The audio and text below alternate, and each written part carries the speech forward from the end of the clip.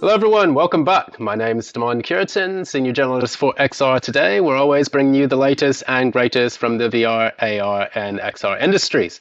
So today we have on Mr. Kevin Cornish. He is the founder of Moth+Flame, and we'd like to have a nice hearty welcome for him to our show today. So thanks for coming out today, Kevin. It's a pleasure.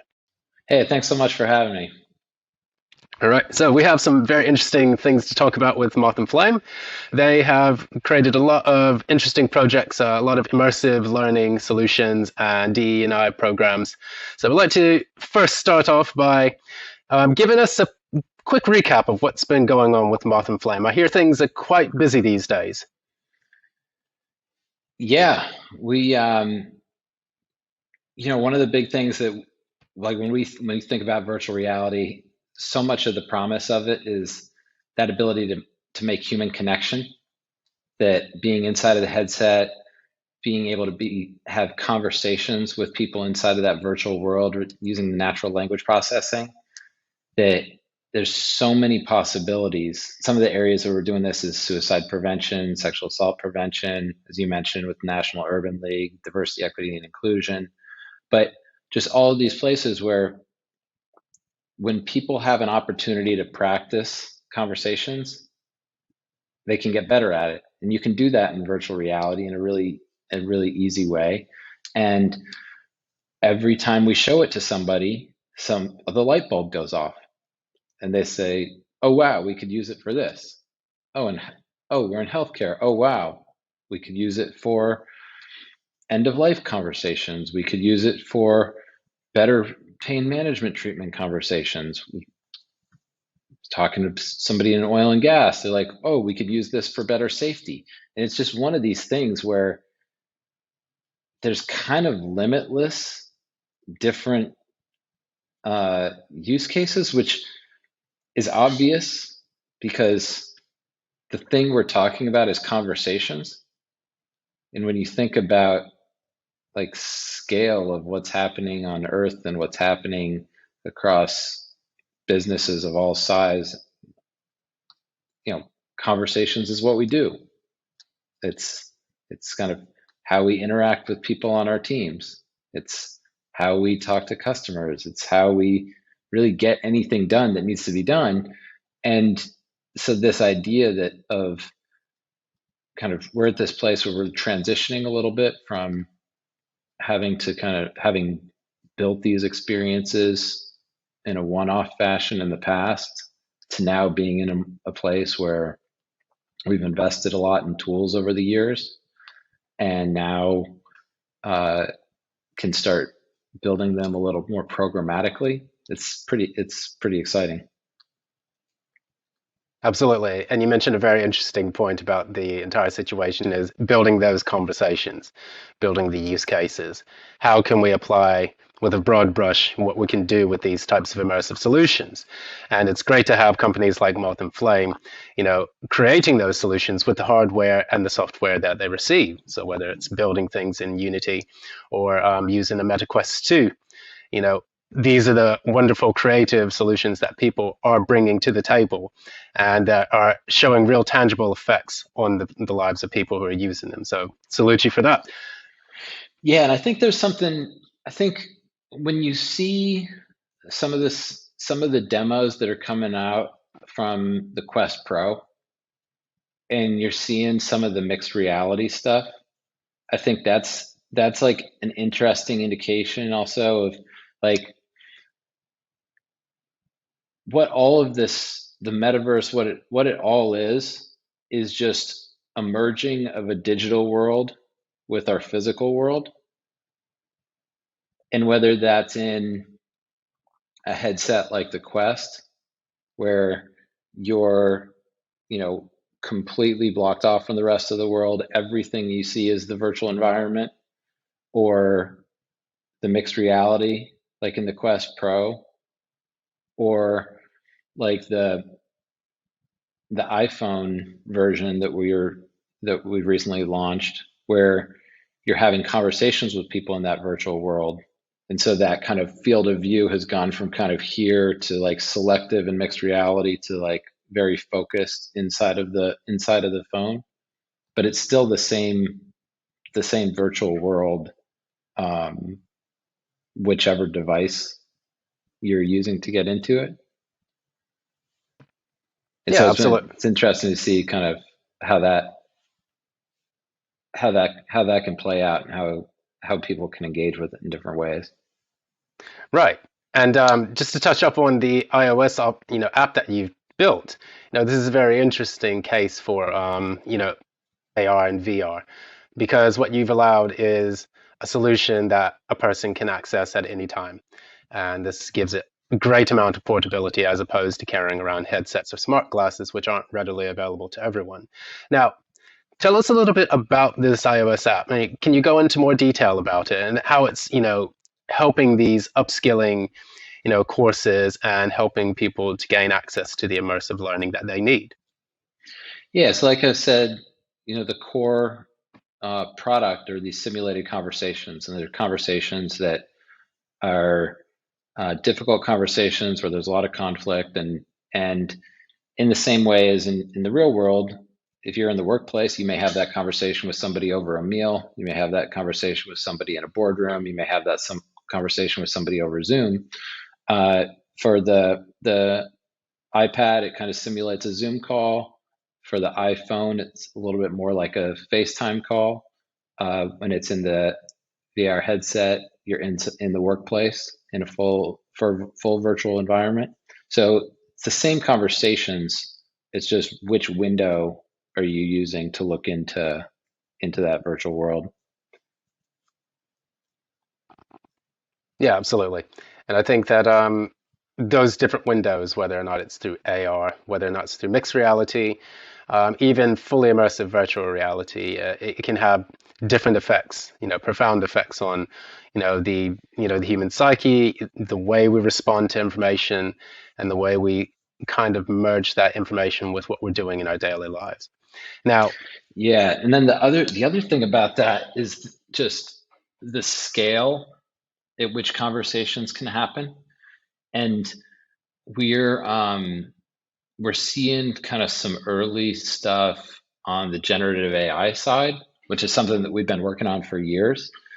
And as an inflection point for the creation of content, it's a real, just like astounding 10x type moment. no, it's brilliant. And I think that, those types, you were saying generative AI, so it's like AI that can kind of mold and shape itself to the way it interacts with the different users. Is that correct? Well, it's so much, it's the building tool process part of it, about being able to create the video from text. So this is like everything that you've seen so much with like Dolly, OpenAI, uh, Stable Diffusion, that the technology that's powering these models is just, it's getting to a place where developers can really work with it in a reasonable way. And it's one of these things that's just going to be an inflection point for every aspect of business. And we're specifically focused on the learning use case. And so for us, it's how do you generate as many conversations as people could need to learn from out there. Like when you look at Coursera or Udemy, and you think about all the thousands of instructors who've developed courses over the years, and how those libraries have tens of thousands of different ways that people can learn, that putting the power into the instructor was really, those authoring tools that they were developing 10 years ago really made this future possible. And then thinking about how is that possible in a virtual metaverse type environment, and that it wouldn't be possible to take with cameras and do 10,000 shoots. But now that we're at a place where creating characters through text is actually a reasonable thing to do, it completely reframes the possibility of how much training you can really get from a VR solution. Absolutely, and it's that fluid motion of information and data. I think it's going to be really amazing how it shapes out in the future because what you were mentioning with DALL-E is that it can just create entire scenes just from the words, the keywords that you give it. And I was joking with a few friends of mine that, or a few colleagues of mine that I work with. They're like, "Oh, we're going to be out of jobs as illustrators." But I mean, the amazing thing about it is that that interaction between human and computers is going to create some really kind of life-changing, bespoke, like very customized situations for a lot of people to work with. So I was going to ask you a little bit about tailoring it to a specific user. Like, say, for example, Moth+Flame creates a solution and they want to kind of track and monitor the progress of the different people using it. What kind of tools have you got available for that? Yeah, so learning objectives is kind of one of the most valuable parts of immersive training, and being able to track kind of, is somebody internalizing what's what's being taught. And what's really happening in virtual reality and the way that we think about our experiences is you've got a little bit up front that's teaching you in a traditional way. Here's a framework, here's 3 things to do. Traditional teaching, which is telling. And then you go into the simulation, and then you get an opportunity to take what you learned and demonstrate an expertise in that. And that's when we think about the data that's coming out of these experiences, it's the uh, ability to see not just was somebody able to regurgitate things that they were told, but were people able to internalize concepts and be able to speak in a way that aligned with what was being taught. So it's that transition of going from retention to demonstration, which is really the next level of learning that immersive learning can unlock. Absolutely. And we've seen some of other use cases around the industry about how people are using immersive technologies to teach. You know, the What statistics. what are the most exciting VR for learning things that you've seen? Well, for example, we spoke with Vario Technologies, and they were talking about how the realism and the depth that they were using for their Vario Aero headsets were actually so realistic that you could earn real credits up to your pilot license.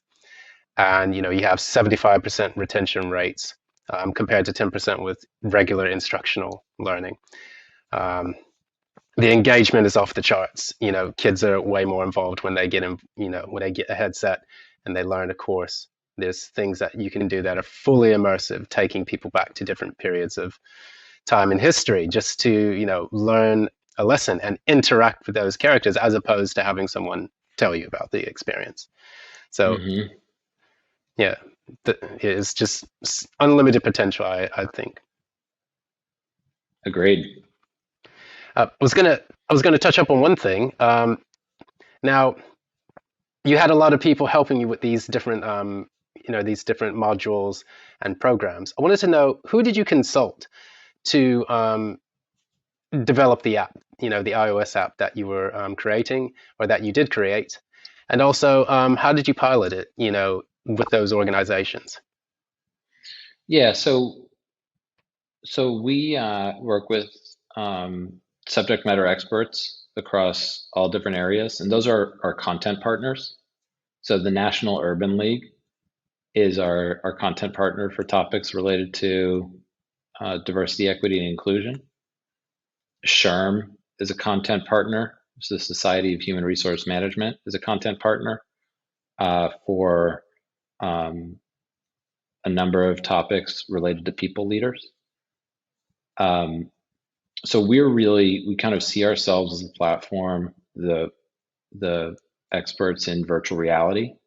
So we really are just guiding them on, you have your mission, you have the frameworks or the agendas that you guys want to teach and put out to the world. Let us be your VR megaphone. So those are a couple of the organizations that we're leading the development of the content. Absolutely. And it's through those partnerships, I believe personally, that VR or XR in general are going to take off.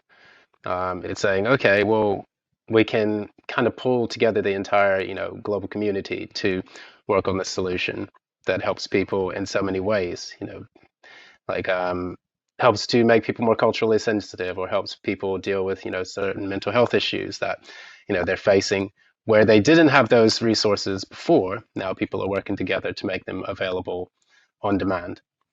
So yeah. Mm-hmm. Is there anything else you wanted to add or, to let us know about, everything going on at Moth+Flame or your thoughts on immersive reality and where it's going?